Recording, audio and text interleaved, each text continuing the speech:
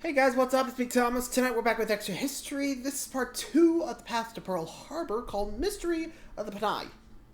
Panay? I'm pretty sure that's how you say it, but anyway, so last time we saw the rise of both the US Pacific Empire and the Japanese Empire, and now the two are pretty much just gonna go on ahead and fight soon. Or something else. But first they think it's the arms race, then the embargo, and then Pearl Harbor attack.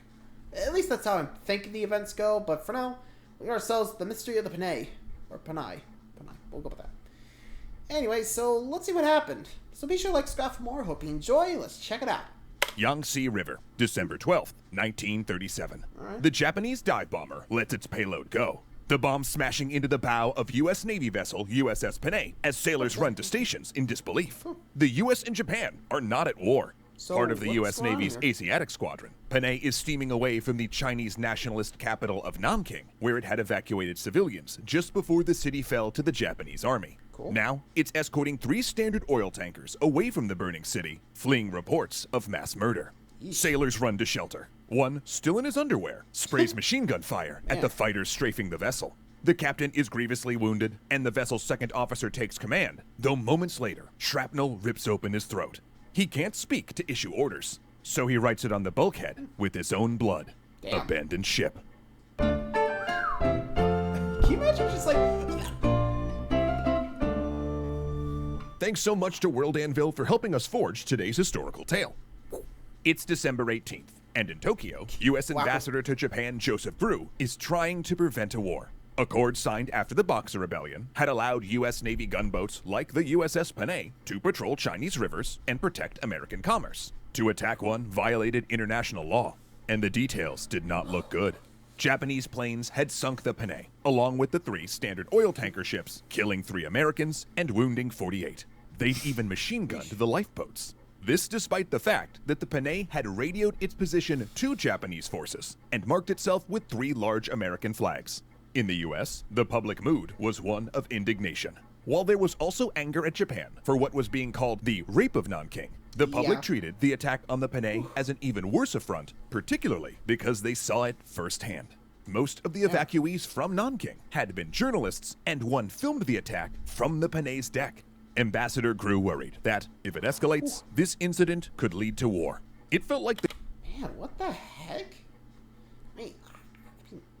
I know there was like some tension, but what would provoke the Japanese to like dive bomb the Panay? I mean, then again, if we saw back in the Japanese nationalist videos, yeah, there really wasn't much communication going on. They were pretty much just doing whatever they wanted. Yeesh, not good. That's all I gotta say. Moving on.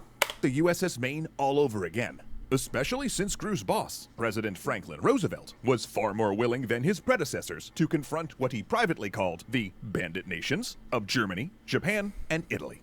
In October, Roosevelt had even given a speech calling for a quarantine of aggressive nations, arguing that America should take an active hand in containing the epidemic of world lawlessness. But Roosevelt had suffered such an isolationist backlash against that speech that even he hoped to defuse the Panay situation as quickly as possible. So, Grew reached out to contacts in Japan's civilian government and business community, as well as retired Admiral Nomura, who was connected to foreign policy circles. But no one seemed to know why the Panay had been attacked. Yeah, like Some I said it was said. a mistake, while others said it might be a plot by low-level Japanese officers to scare American forces out of China. American radio intercepts suggested it was intentional. But Grew also found Japanese leaders receptive to his demand for an apology. Both Like I Japan's said, go government back to and nationalists, public you'll were see what the mortified heck's over the going on incident, and within days, the American embassy in Tokyo was besieged by letters of apology from Japanese citizens, including school children, along with envelopes stuffed with yen for the victims. On December 23rd, a Japanese delegation arrives at the U.S. Embassy to meet with Grew. They take full responsibility and designate a high-ranking naval officer to present a formal apology. In addition, they'll pay an indemnity of over $2 million to compensate the United States for the Panay and the 3 tankers. Yet they maintain that the attack was a case of misidentification. A pretty ludicrous position given the facts. But if it prevents a war, then it's a compromise Grew and Roosevelt are willing to make. The apology arrives in Washington on Christmas Day, the fury over the attack diffused by the holiday season. In Tokyo, Japanese diplomats breathe a sigh of relief. For as much as Grew and Roosevelt want to avoid war, the Japanese government can't afford more complications in its Chinese quagmire. Despite early victories, it was becoming clear that in invading China, Japan had bitten off more than it could chew. The central government hadn't planned or even formally declared this war. It was capitulated into it by the actions of mid-level army officers, and there was no overall strategic plan or even an obvious goal. Yeah, pretty much the Japanese government and, well, let's just say there was like some big gaps between the military and the government of Japan back in the day. It's pretty crazy. Like, the stuff in the military was like, okay, we really want to fight, so we're just going to start a war. We're just going to say screw the government. That's pretty much what happened. Like, and the government was like, whatever, let's just go along with it and hope for the best. That was pretty much what was going on. Like, here, I mean, I know they're trying to, but at this point, they can't even control the military. That's bad. Like I said, I remember this from the Nationalist episode, so if you go back to that, you'll see what I mean. Like, there was assassinations left, right, center, coup d'etats all over the place in Japan. Yeah. Not a fun day. Oof. Anyway, moving back to China. Instead, there were nebulous assertions about northern expansion and seizing resources. But the truth was, it was costing far more resources than it brought in, and the army's brazen massacres, like at Nanking, were wrecking Japanese diplomatic efforts, which was dangerous. Because the Chinese theater was a mess of international forces, none of which Japan could afford to antagonize. First, there were American and British river gunboats like Panay, literally sailing through the conflict. Then Germany was present too. Despite being part of an anti-communist pact with Japan, it sold the Chinese nationalists equipment and provided military advisors. Meanwhile, the Soviet Union, wanting to support Mao's communists, had sent Soviet planes and pilots to shore up China's weak air forces and bomb Japanese bases. Which was double scary, since that risked Japan's greatest fear, war with the Soviet Union. And then there was the United States itself, which was playing both sides. Popular sympathy in the US lay solidly with China, seeing it as a victim of Japanese aggression, and the US government supported the nationalist cause with supplies routed through French Indochina. Yet paradoxically, America also supplied Japan with the high-grade fuel oil Japanese ships and planes used to pound nationalist forces. Any one of these powers risked getting dragged into the conflict, and despite what some militarist fanatics insisted, Japan could not simultaneously fight both a Western power and China. A thing that only became more clear as 1938 and 1939 dragged on, and Japan and China cut negotiations. Now it seemed the only path Japan had for victory was to conquer China. Japanese forces kept advancing, but now it was clear that nationalist leader Chiang Kai-shek was intentionally giving up territory, using the vastness of his country against them, so they had to commit more resources into holding it. And while the Japanese army was spread increasingly thin, they also had to deal with Maoist guerrillas, which sabotaged coal mines and other resources.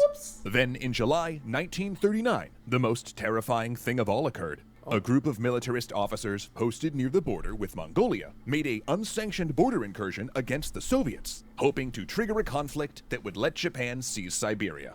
Instead, the Soviets encircled and smashed the Japanese forces, making planners question whether Japan could truly stand up to the full might of a Western power.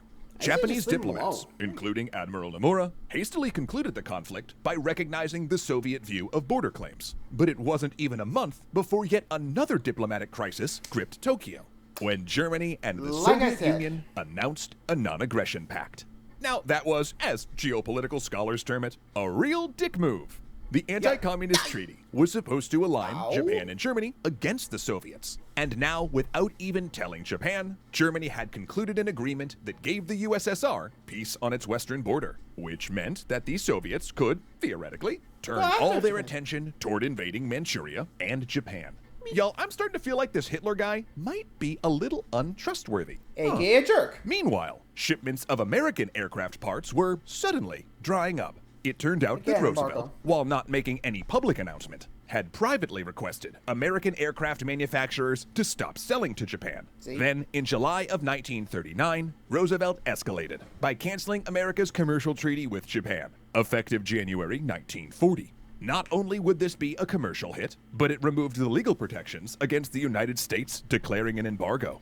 What would happen, Japanese officials began to ask, if he shut off our oil? Yet in that dark period, a window of opportunity opened. Germany invaded Poland in 1939, plunging Europe into war, and by June 1940 had swept across France and the Netherlands. So while Japan's northern expansion strategy, favored by the army, had clearly failed, because China was a quagmire and the Soviets too dangerous, the Imperial Japanese Navy's rival strategy of striking down into Southeast Asia to seize the rubber-producing regions of British Malaya and the oil fields of the Dutch East Indies was now suddenly possible. With the English, French, and Dutch busy fighting Germany, they wouldn't be reinforcing their positions halfway around the world. So for a brief time, the colonies of Asia appeared up for grabs. Japan could sweep in fast, just as Germany had overrun France. But that window might not be open for long. Heck, Germany itself might snap them up. The rallying cry, "Don't miss the bus," echoed throughout the government, capturing the feeling of escalation and frantic activity. Japan's first step, it was decided, would be to move into French Indochina and cut the Western supply lines to nationalist China. And so as Nomura took a ship for Washington as his country's new ambassador, and Roosevelt mulled more sanctions, Japan drew up troops on the border with French Indochina, preparing for its third undeclared war in 3 years. A war that would put it on a collision course with the United States. Oh man, Zoe. And like I said, pretty much that. So, yeah, start taking the islands and start a Pacific Empire. And, well, pretty much gets goals from there. But we'll see what happens on that, in Indochina, down south. We'll see how things go there. Well, next time, but you get the idea, right? So, for now, thanks for watching, everybody. Till next time, see ya!